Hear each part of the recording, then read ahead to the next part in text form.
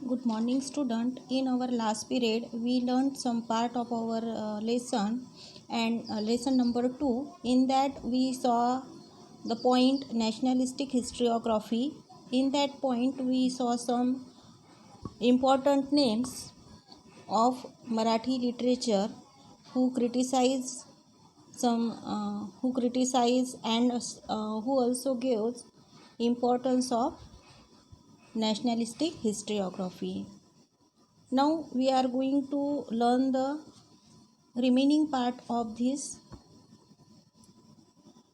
महादेव गोविंद रानडे, रामकृष्ण गोपाल भंडारकर, विनायक दामोदर सावरकर, राजेंद्रलाल मिश्रा, रमेश चंद्र मुजुमदार, काशी प्रसाद जायसवाल, राधा कुमुद मुखर्जी, भगवान लाल इंद्रजी, वासुदेव विष्णु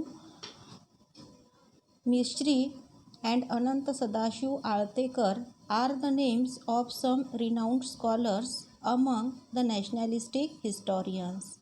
यहाँ पर हमें जो नेशनलिस्टिक हिस्टोरियंस है उनमें के कुछ फेमस लोगों के जो स्कॉलर्स थे, जो फेमस ऐसे स्कॉलर्स थे, उनके नाम यहाँ पर दिए हैं. उसमें आते हैं महादेव गोविंद रानडे, रामकृष्ण गोपाल भंडारकर, विनायक सावरकर, राजेंद्र मिश्रा, रमेश मुजुमदार, काशी जायसवाल, राधा कुमुद मुखर्जी, भगवान इंद्रजी, वासुदेव विष्णु और अनंत आळतेकर.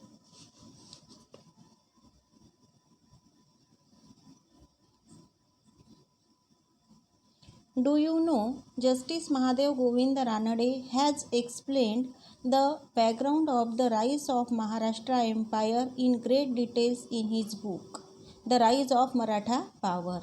जस्टिस महादेव रानडे ने उनकी फेमस बुक, उनकी ग्रेट बुक जो है जिसका नाम the rise of Maratha power था, उसमें उन्होंने मराठा एम्पायर के बैकग्राउंड के बारे में डिटेल एक्सप्लेनेशन दिया हुआ है.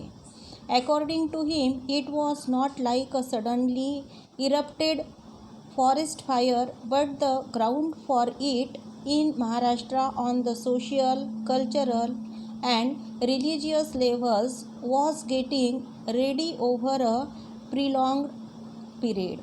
उन्होंने अपनी बुक में ऐसे कहा है कि ये जो Maratha rise of Maratha power हुआ था, ये कोई ऐसा सडनली नहीं हुआ था, कोई सडनली इरप्टेड जैसे कि फॉरेस्ट में अचानक से आग लग जाती है उस तरीके का नहीं था, बल्कि बहुत सालों से महाराष्ट्र में सोशल, कल्चरल और रिलीजियस लेवल पर थोड़े समय के बाद में ये जो चेंजेस है ये हो रहे थे.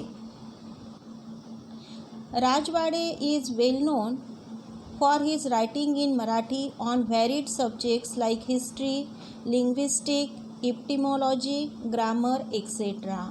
राजवाड़े एक ऐसे मराठी राइटर है जिन्होंने बहुत सारे सब्जेक्ट के ऊपर राइटिंग की है, जिसमें हिस्ट्री आता है, लिंग्विस्टिक आता है, मीन्स हमारी जो भाषा होती है, देन इप्टिमोलॉजी और ग्रामर ऐसे सब्जेक्ट आते हैं. He was of the firm opinion that we should write our own history. उनका ऐसा फर्म मानना था, यानी कि वो इस बात पर बहुत डटे हुए थे कि जैसे हमें अपनी हिस्ट्री खुद लिखनी चाहिए. He compiled and edited 22 volumes of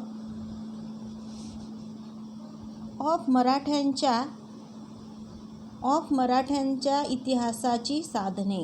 उन्होंने 22 वॉल्यूम्स मीन्स 22 खंड जो होते हैं, भाग जो होते हैं, पार्ट जो होते हैं, वो उन्होंने यहाँ पर लिखे हुए हैं, जो उन्होंने महाराष्ट्राच्या इतिहासाची साधने इसके ऊपर ये टाइटल उन्होंने उनको दिया था.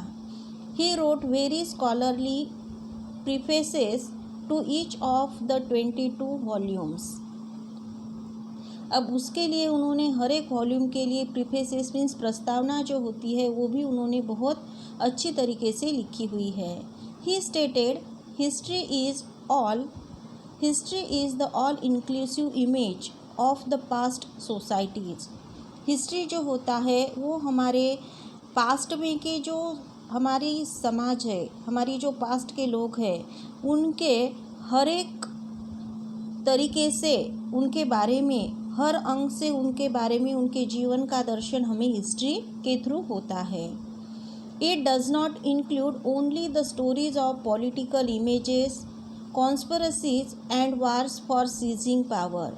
हिस्ट्री का मतलब सिर्फ इतना ही नहीं होता है कि जो यहाँ पर हिस्ट्री में सिर्फ इतना ही इंक्लूड नहीं है कि जो पॉलिटिकल इमेजेस है उनकी स्टोरीज, या जो कॉन्स्पिरसीज़ है, जो कुछ भी पॉलिटिकल पावर में होता रहता है, या फिर जो वार्स वगैरह हुए थे, जो युद्ध वगैरह हुए थे, सिर्फ उनको एक्सप्लेन करना इतना ही मतलब हिस्ट्री का नहीं होता।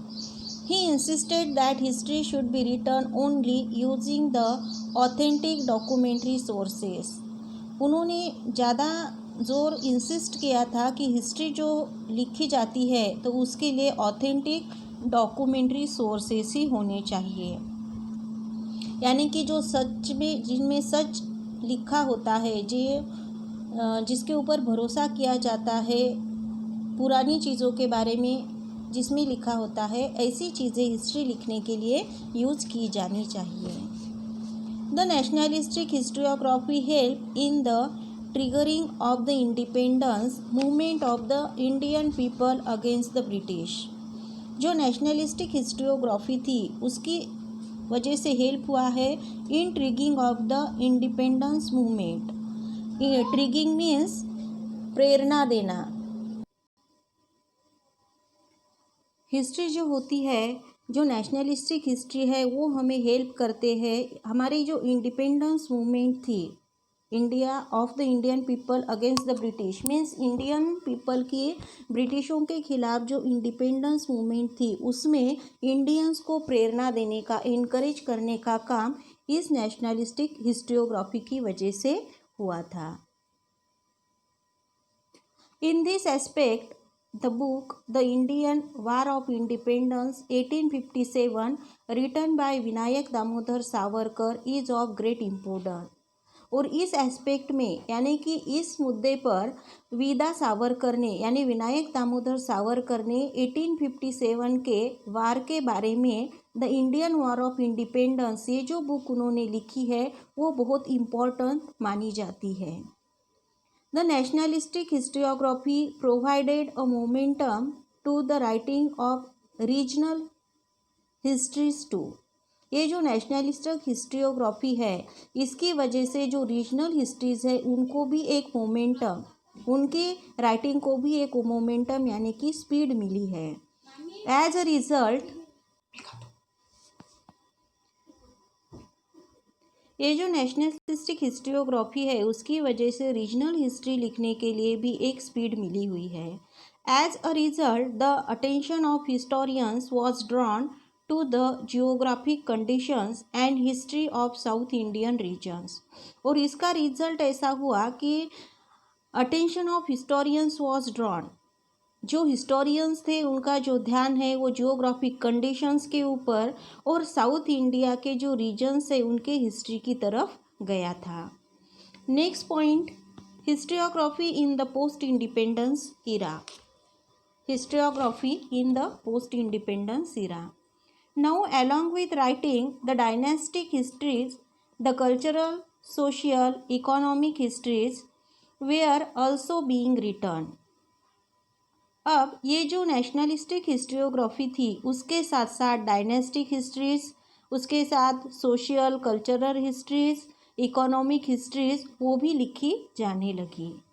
Scholars of the post independence era began to feel the need of writing histories of various communities, sciences, economic systems, political ideologies, cultural aspects, etc। अब जो यहाँ पर पोस्ट इंडिपेंडेंस पीरियड के, इस पोस्ट इंडिपेंडेंस पीरियड में जो scholars थे उन्होंने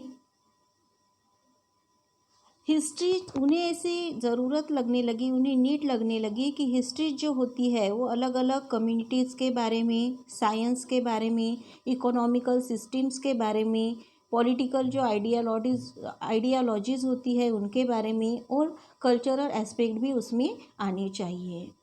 the historiography of this era has been influenced mainly by the ideological schools Marxist historiology, subaltern हिस्ट्रियोलॉजी और फेमिनिस्ट हिस्ट्रियोलॉजी। अब इस पीरियड में जो हिस्टोग्राफी थी वो ज़्यादा करके उनके ऊपर इन्फ्लुएंस हुआ था 3 आइडियोलॉजिकल स्कूल्स का। उन 3 आइडियोलॉजिकल स्कूल्स में आते हैं Marxist historiography, subaltern historiography and feminist historiography. We will see the next part of our lesson in our next period.